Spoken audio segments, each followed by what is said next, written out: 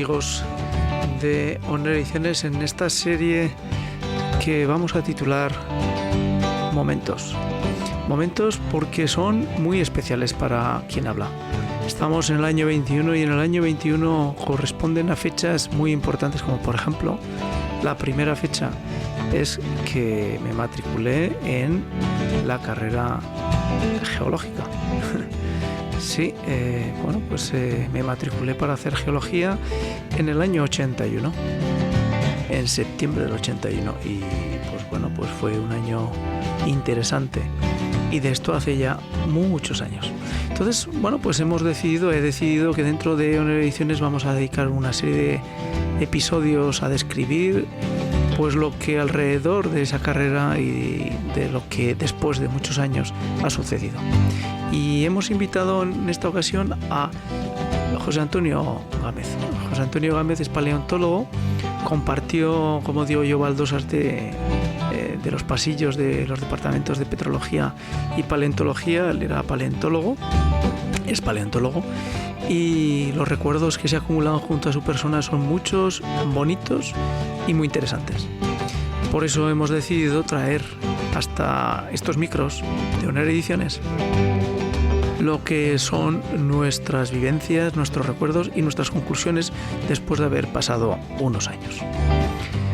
La carrera de geología como tal se inició en el año 73 aquí en Zaragoza, en la Universidad de Zaragoza, y la realidad es que era una carrera interesante porque el elemento humano que había allí era más interesante casi que los propios estudios.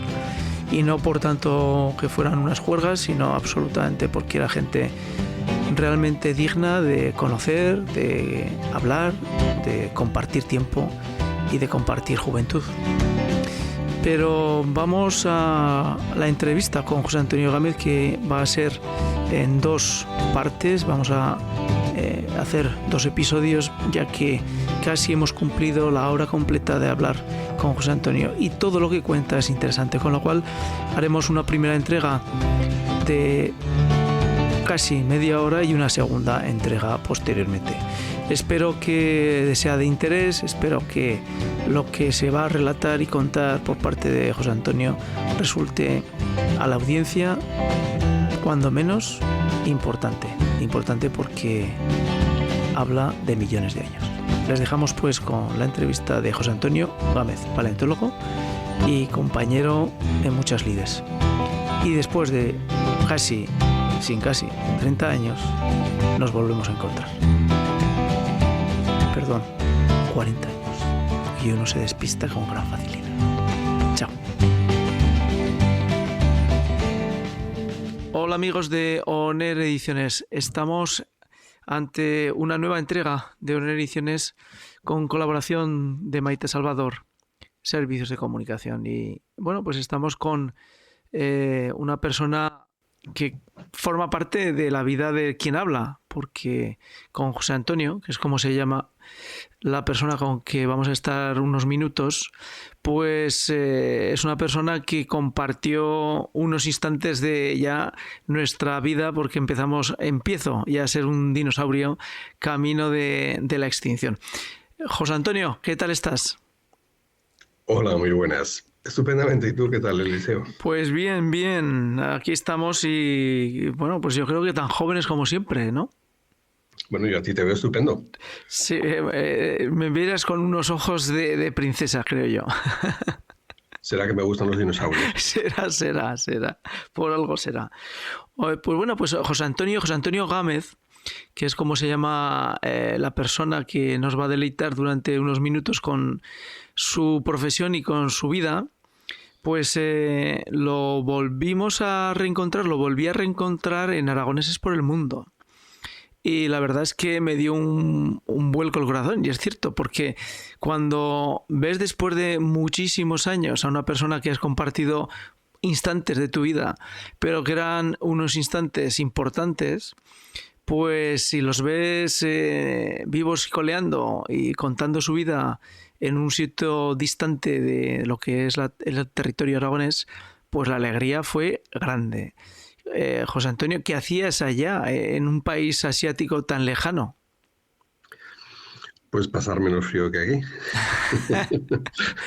Porque ahora que viene el otoño, como que ya el sistema térmico interno lo empieza a notar. Bueno, pues estábamos en el trópico con la familia. Yo estaba trabajando en una universidad privada de Malasia, que es la universidad que tiene Petronas allí en medio de la jungla. Y eso hacíamos. Ahí pasamos 6 años y medio de nuestra vida. Y en medio de la jungla, cuando dices medio de la jungla, en medio de la jungla. Sí, en medio de la jungla. La universidad ahora hace como 26 años que se estableció. Y bueno, se estableció en un claro de la jungla. En Malasia, estamos hablando de Malasia peninsular. Malasia tiene 2 partes, la peninsular y la este, que está situada en la isla de Borneo, y en ambos casos nos movemos en latitudes muy bajas, alrededor del Ecuador, unos poquitos grados. En esas condiciones, pues tenemos lo que dicen los técnicos, ¿verdad? La pluviselva tropical. Y bueno, entonces tendríais monzones y todo eso. Sí, en un régimen monzónico, pero relativamente suave. Hay un monzón de invierno, un monzón de verano, que en los últimos años, dicen los señores mayores, que se está alterando un poco. ¿Y qué cosa que construyeron una universidad en medio de la jungla? Pues imagino que porque era más barato que construirla en la capital, seguramente. Y bueno, no está mal, ¿eh? El concepto es una universidad que tiene los estudiantes, alrededor de 8.000, viviendo dentro del campus. Ajá. Los profesores no, algunos sí.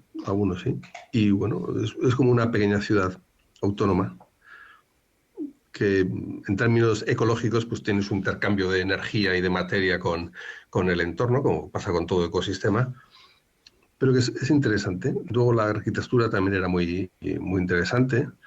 El edificio principal del complejo pues ganó el premio Aga Khan de arquitectura del año 2007, Ajá. que es un estimado premio arquitectónico, o sea, de arquitectura. El diseño lo hizo el gabinete de Foster y asociados. O sea, bien. Sí, sí. Con nivel, con nivel. Con nivel, sí. Está detrás pues la industria petrolera nacional. Petronas. Y una cuestión, cuando dices jungla, ¿hay animales de jungla? Sí, claro, cuando instalas algo en la jungla, pues la degradas, evidentemente, pero al fin y al cabo lo que pongas allí pues es algo extraño que tiende a ser cubierto por la jungla de nuevo. Es como cuando pones un dedo en la superficie del aceite que está flotando sobre el agua, cuando retiras el dedo, pues la mancha de aceite se cierra de nuevo, ¿no? La jungla, si no mantienes aquello que haces, sea una carretera, sea un campus universitario, pues tiende a comerse aquello que has instalado. Y, por supuesto, los animales que viven en ella tienden a seguir entrando. De manera que, bueno, allí lo más raro, lo más peligroso que se vio fueron 2 cosas. Uno, un alumno mío de total confianza dijo haber visto una cobra real atravesando el camino en uno de los atajos, y yo mismo vi alguna serpiente parda cuyo nombre no conozco, pero cuando lo describí los colegas me dijeron, uy, cuidado con esa es mortal. Luego, jabalíes que habitan en la jungla allí, pues bueno, se movían con total libertad, como Pedro por su casa, especialmente de noche, por el campus, los jardines, los aparcamientos, por todos los lados. Y el caso así más raro, que yo recuerdo que alguien dijera haber visto algo realmente exótico, fue un tigre. Alguien juró haber visto un tigre en la jungla al lado del campus. Es algo raro porque a los tigres no les gusta el ruido y tienden a huir de los asentamientos humanos, pero vamos, no es imposible. No es imposible. Curiosamente, las autoridades de la universidad rápidamente cubrieron el asunto y dijeron que este señor no había visto un tigre, lo que había visto era un oso malayo. La foto del oso malayo, que no se parece nada a un tigre. Y quiero decir, si aquel hombre dijo haber visto un tigre y era un oso malayo, pues realmente o andaba muy cocido, que lo dudo, o realmente había un tigre. Pero bueno, la digamos, filosofía, el modus operandi en Malasia es evitar problemas. Entonces, si alguien da la voz de alarma y ha visto un tigre, pues inmediatamente se trata de cubrir la noticia para que tranquilizar a la gente, aunque haya un tigre. Y no se asuste demasiado, ¿no? Eso es. ¿Y cómo se lleva el volver otra vez a la jungla aragonesa? Hombre, pues la jungla aragonesa no tiene cobras reales, tiene víboras hocicudas, que tampoco están mal, ¿no? Como elementos altamente peligrosos de la fauna reptante. Bueno, pues en cuanto al paisaje, pues uno lo siente más suyo, ¿verdad? Pero insisto, lo que decía al principio, el clima, las temperaturas altas, a quien le gusta el calor, pues el trópico está muy bien. Eso sí, tienes que valer para eso. Si no te gusta el calor húmedo, no tienes nada que hacer. Puede ser una tortura. Son temperaturas casi constantes, tanto las máximas como las mínimas. La fluctuación en las máximas a lo largo del año pues pueden ser 4 o 5 grados, no más. Siempre tienes pues eso, entre 32 y 36 las máximas. No llegas a los 40. O sea, aquí cuando pega el calor, pues tenemos más calor que allí. Y las mínimas, pues 25, 24. Hay días que hace un poquito menos de temperatura, entonces ya los lugareños te dicen que hace mucho frío y esas cosas. Pero bueno, eso también me ha pasado a mí viviendo en Badajoz. La gente a veces decía que hacía un frío y bueno, tú los mirabas y decías, el Cirso tendrías que conocer, maño. Bueno, pues José Antonio, para ir avanzando, es geólogo, paleontólogo, y bueno, pues se doctoró aquí en la Universidad de Zaragoza y durante mucho tiempo ha estado, desde el 2001 al 2009, ha estado como conservador del Museo Paleontológico de la Universidad de Zaragoza, que es el núcleo de donde se gestó todo lo que todos los aragoneses hoy conocemos con el nombre de Dinópolis, porque Dinópolis nunca hubiera nacido sin el departamento de paleontología de la universidad y de todos los profesores que estaban allí, o algunos más que otros. Con lo cual, bueno, pues José Antonio conoce perfectamente lo que es un poco el Museo de Paleontología de Zaragoza. Exactamente cómo fue el nacimiento del museo y de ese planteamiento paleontológico dentro de Dinópolis, que nos puedas contar. Bueno, aquí tengo que hacer una retrospectiva y también una pequeña corrección. La retrospectiva es que el origen del museo hay que encontrarlo yéndonos más de 100 años atrás. A finales del siglo XIX se puso la colección, el Museo de Ciencias Naturales de la Universidad de Zaragoza, que tuvo aportaciones grandes en su momento y que estaba en el edificio del Paraninfo, el actual Paraninfo de la universidad, en la Plaza de Paraíso, y que fue un complemento grande para la enseñanza de las ciencias naturales en nuestra ciudad, en nuestra universidad. Después hubo un paréntesis de décadas, donde las colecciones, se arrinconaron. Cuando construyeron el nuevo edificio de ciencias en el nuevo campus de San Francisco, quedaron ahí en los torreones de ciencias, en el ala oriental, y no fue hasta el año 1983 cuando el profesor Liñán, catedrático de paleontología de la universidad, entonces le dio un impulso junto con una persona que fue muy importante para el proyecto, que fue Herminio Lafoz. Herminio Lafoz era entonces, perdón a los oyentes si no recuerdo bien exactamente el cargo que detentaba, era el jefe de servicio de patrimonio. Creo que entonces patrimonio era un servicio. Y apostó por el museo y con una dotación económica modesta se hicieron muchísimas cosas. Garantizó una estabilidad anual que era suficiente para ir haciendo dos cosas. Por un lado, tener un lugar de depósito de los nuevos materiales que se estaban produciendo como consecuencia de la expansión de la ciencia de la paleontología en España. Muchos profesionales españoles venían a Aragón a trabajar, pero no solo españoles, también extranjeros. Entonces, por un lado, los nuevos materiales que se iban produciendo se iban depositando allí, Y, por otro lado, íbamos recuperando los materiales que estaban dispuestos en otras colecciones, sobre todo alemanas, también holandesas, y que al tener ya un sitio de referencia, pues muchos colegas no dudaron en enviarnos y en empezar a traer material para depositarlo. Porque las colecciones de ciencias naturales, no hay que olvidar que necesitan una estabilidad. Y sin esta, pues realmente la ciencia tiene dificultades para progresar. Quiero decir con esto, por ejemplo, pongamos que uno es un paleontólogo y le quiere dedicar una especie de dinosaurio a su amigo Eliseo Aso. Bueno, pues el material que sirve de base para definir esa nueva especie para la ciencia ha de depositarse no en mi casa, ni en el sótano de la casa de un amigo, sino en un lugar donde hay una colección estable que permita a investigadores de otros países o de otras universidades venir, comprobar lo que yo he hecho, comprobar si efectivamente se trata de una nueva especie, o es mi entusiasta imaginación tratándose de mi amigo. Es decir, se trata de hacer de la ciencia algo contrastable. En las ciencias esto es algo esencial para el avance de las mismas. Bien, pues necesitas o bien una colección permanente en una universidad o un museo, algo donde uno pueda volver.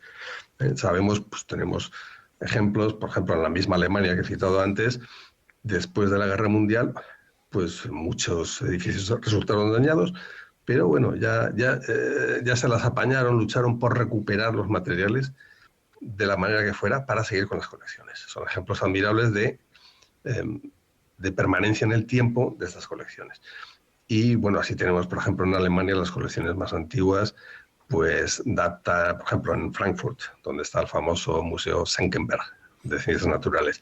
Es un museo que en su día impulsó un nacido en Frankfurt de pro, llamado Wolfgang Goethe, y desde el siglo XVIII pues está ahí como una referencia permanente desde entonces. O si vamos a Rusia, por ejemplo, desde que Pedro I el Grande, también en el siglo XVIII, comenzó a reunir las colecciones estatales. Bueno, esto ha perdurado en el tiempo y llegan hasta hoy. Bien, esto en España tenemos el Museo de Ciencias Naturales en Madrid, que bueno, es una referencia fundamental, y después después de este museo aparecieron otros como el de Zaragoza a finales del siglo XIX. En plena crisis del imperio, pues se estableció esta colección.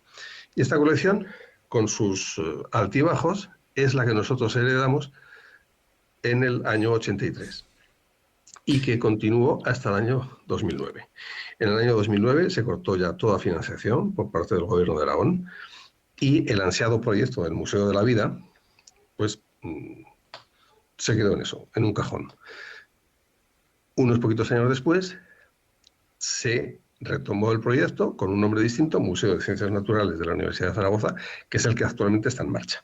¿Cuál es el papel de Dinópolis en esto? Bueno, el proyecto de Dinópolis, que surgió, si no recuerdo mal, muy a finales de los 90, es un proyecto donde participó también la universidad, pero no era un proyecto de la universidad, era un proyecto, y lo sigue siendo, del Gobierno de Aragón, como modo de dinamizar la provincia de Teruel. Y entonces, Dinópolis ha tenido su historia paralela, sigue hasta la actualidad, es exitosa, con mucha inversión pública, nada que ver con los modestos presupuestos que teníamos del Gobierno de Aragón cuando empezó la nueva etapa del Museo Paleontológico en el año 83. Pero que bueno, como siempre hemos pensado desde el área y Museo de Paleontología de la Universidad, se trata de sumar esfuerzos y de empujar todos en el mismo sentido. Ese sentido, ese empuje, se enmarca en algo que, bueno, hay que citar en esta entrevista necesariamente. Y se trata del cambio permítanme la pedantería, del paradigma social que consistió en el año 83 en considerar los fósiles como piedras sin ningún valor, a considerarlas como parte de nuestro patrimonio, en este caso paleontológico. Y Aragón fue la primera comunidad autónoma de España que fue consciente de esto y propuso una primera ley del patrimonio paleontológico en el año 83. Y en paralelo se establecieron las colecciones del museo. Lo que llamamos la tipoteca. Yo por aportar algo a esta aclaración que nos has hecho completa de la procedencia de lo que sería la actividad museística de paleontología de aquí de Aragón, en cuanto a lo de Dinópolis, desde fuera, José Antonio, mi sensación es que el Departamento de Paleontología, junto con esa actividad, dijéramos, cultural, científica, científico-cultural, que se inició con la actividad de Eladio en ese pequeño espacio que se creó en el Departamento de Paleontología, entrando a la derecha, creo recordar, pues yo creo que fue el motor de inicio de que otros muchos que vivían y convivían en instituciones vieran que la paleontología era una parte, un referente cultural y social que se podía utilizar de tal forma que incluso podía ayudar a dinamizar una provincia como la provincia de Teruel. ¿No es así, José Antonio? Sí, así es. Así es. El museo sirvió de motor, sirvió de marco, y también sirvió de museo, y el área, o sea, el departamento de geología de la universidad sirvió de vivero de especialistas. Hay que tener en cuenta que la geología española, con honrosísimas excepciones, durante el siglo XX fue mantenida en buena medida, o sea, mantenida, sí, podemos decir así, por geólogos extranjeros que venían a España a estudiarla. Muchas veces enviaban a sus estudiantes a hacerlo, y así las universidades de sitios como Holanda, como Alemania Federal, sobre todo estos también del Reino Unido, pues llenaron el país de geólogos de distintas especialidades, incluidos los paleontólogos. Esto hay que tener en cuenta el contexto, digamos, geográfico. Si uno va a Alemania, sabe lo difícil que es encontrar yacimientos que estudiar. Pasaba lo mismo en Malasia, te puedo decir. Cuesta trabajo. Mientras que en un país como España, en particular Aragón, las rocas afloran bien, de manera que su estudio es mucho más sencillo. Y además la calidad de los afloramientos rocosos es mucho mejor que en estos lugares donde abundan las lluvias y las rocas pues se alteran con más rapidez. De modo que teníamos siempre el material, pero al no tener especialistas a lo largo del siglo XIX-XX, esos materiales abandonaban el país. Bueno, con el museo esto se revirtió en términos humanos, de capital humano, y en términos de lugar estable donde traer de vuelta esas colecciones. Claro, todo esto que está relatando José Antonio, pues son pues casi 3 décadas de trabajo silencioso, callado, abnegado en muchas ocasiones, en otras ocasiones mal pagado y en otras ocasiones poco reconocido, porque el mundo de la ciencia, no nos olvidemos que en España no es precisamente un camino de rosas. Oye, José Antonio, cuéntanos qué son los ignofósiles. Bueno, los ignofósiles son un tipo concreto de fósiles. Son los fósiles a los que yo me dedico fundamentalmente. Porque tú eres paleontólogo, claro. Sí, yo soy paleontólogo de formación geólogo. Hay que decir aquí que la paleontología, para el que no lo sepan, que imagino que hay muy poca gente que no lo sabe, porque la paleontología en Aragón, en España y en el mundo occidental en general es una ciencia bien establecida, que ha sido motor de la investigación geológica desde los primeros tiempos. Quiero decir, cuando hace 300 años alguien no conocía la naturaleza de un terreno, lo que hacía era llamar a los paleontólogos para que fueran y vieran al menos la edad de los terrenos que había allí, ¿no? Entonces siempre ha sido una ciencia que ha hecho de motor del progreso geológico en todo el mundo, también para conformar mapas geológicos. Yo mismo, junto con el equipo del profesor Liñán, pues en los años 80 hice muchísimos mapas geológicos en el sur de España, que era la zona que más quedaba por hacer, por ejemplo, los paleontólogos. Bien, entonces la paleontología es una ciencia que estudia la historia de la vida, desde su aparición hasta nuestros días casi. Digo casi porque por convención ponemos un límite que son 10.000 años de antigüedad. 10.000 años no son nada, donde ahí ponemos el límite. Los materiales anteriores a eso más antiguos que esa edad son sin duda fósiles y aquellos materiales más recientes pues son considerados no fósiles. Y ahí tenemos una zona de transición en la que pues, coexistimos con nuestros colegas los arqueólogos. Bien, la historia de la vida, que es muy larga, ya he visto muchísimos tipos de organismos aparecer y desaparecer a lo largo de ella, es objeto, su estudio, por la paleontología. Bien, dentro de la paleontología diferenciamos 4 grandes tipos de fósiles. Unos son los más intuitivos, digamos, que la gente entiende por fósil. Tú has hablado de dinosaurios. Bueno, pues cuando encontramos un hueso de un dinosaurio, o bien el esqueleto completo de un dinosaurio, ¿qué es esto? Esto es un resto del cuerpo del dinosaurio, ¿verdad? Un resto de la anatomía del dinosaurio. Bueno, a esto le llamamos fósiles corporales. Bien, el fósil corporal normalmente está albergado ¿dónde? En una roca. La roca alrededor del fósil corporal ha recogido la información de la forma del fósil corporal. De manera que cuando tú vas al campo y, no sé, encuentras un trilobites, por ejemplo, abres la roca y te encuentras el trilobites, el fósil corporal del trilobites se te queda a un lado de la roca y al otro lado de la roca tienes la forma del trilobites, pero no el caparazón del trilobites. Es decir, tienes un molde. Bueno, pues los moldes son otro tipo de fósiles. No son los restos de la anatomía, pero registran la información del cuerpo. Por lo tanto, también es una evidencia de la vida del pasado y también debe ser considerado un fósil. Pues ya tenemos los fósiles corporales, huesos, conchas, etc.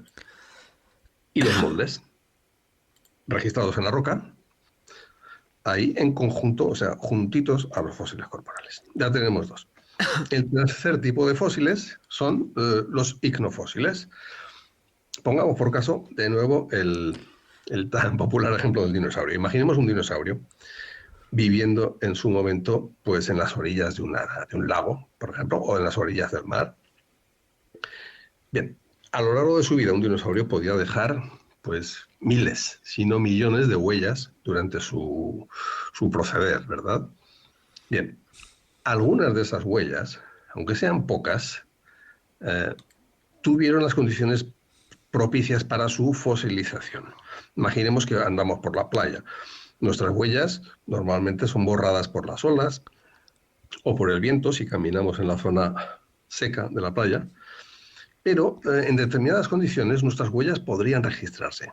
Podrían quedar cubiertas por arena y quedar allí registradas, esperando a que algún día en el futuro, un futuro paleontólogo las encontrara. Esto es lo que nos pasa a nosotros cuando encontramos, por ejemplo, pisadas de dinosaurio, que yo creo que también son ya populares entre el aficionado en general, ¿no? Sí, está claro. Cuando uno encuentra una pisada de un dinosaurio, ¿está encontrando el dinosaurio? No. Pero es una evidencia de la presencia de una forma de vida antigua, que llamamos dinosaurio, en una roca de tal edad. Bueno, ¿ese es un fósil? Evidentemente sí, porque es un registro de la vida antigua. ¿Es el fósil corporal? No. ¿Es el molde del fósil corporal? Tampoco, porque se trata de huellas realizadas durante la vida del organismo. No son estructuras, digamos, muertas, enterradas, sino que son estructuras hechas en virtud de ¿qué? Del comportamiento del dinosaurio durante su vida. Por lo tanto, es un tipo de fósil que podemos llamar también con el término general de estructura etológica, es decir, una estructura formada por el comportamiento de un ser vivo. Y estos son los icnofósiles, y ese es el campo al que yo me dedico. No en particular las pisadas de dinosaurio, me dedico más bien a pisadas de bichos más antiguos y menos espectaculares, como trilobites, madrigueras de gusano, cosas así. Ese es mi tema. Con Maite Salvador en la temporada anterior tuvimos la posibilidad de entrevistar al alcalde de Bueña, que te sonará Bueña, a ti seguro. Bueña, sí. Y claro. bueno, pues vimos y vi pues lo que se llama megaplanolites enormes. Megaplanolites ibéricus. Y sí, y bueno, pues me gustaría que nos explicaras cómo puñetas se pueden generar semejantes restos de un gusano con actividad, porque ese no era un gusano, eso era otra cosa, era otra dimensión.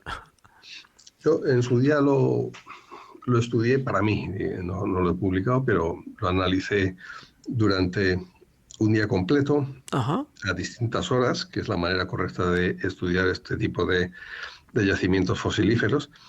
¿Por qué a distintas horas? Porque el sol incide en ellos, en estas pistas, con distintos ángulos, de manera que muestran distinta información conforme el sol se va moviendo. Si el día está nublado, pues mejor volver otro día. Pero bueno, en Aragón muchos días son soleados, tenemos suerte en eso también. Sí. Y mi conclusión es que no eran exactamente gusanos. Es un tema complejo muchas veces el saber qué tipo de organismo hace determinada pista, determinado ignofósil. Uh-huh. ¿Por qué? Pues porque normalmente no van dejando por ahí sus cadáveres, puesto que son estructuras hechas en virtud del comportamiento. Una vez que hacen la obra que sea, en este caso unas madrigueras muy grandes, pues el animal se va y no deja su cuerpo allí. Es rara la ocasión en que al final de la pista encontramos el cadáver. Esto se da muy raramente. En ese caso no hay duda, ¿no? Tienes el culpable de la obra. En este caso del Megaplanoides ibéricus no se ha encontrado ningún culpable, ningún productor de las madrigueras al final de las mismas o dentro de ellas.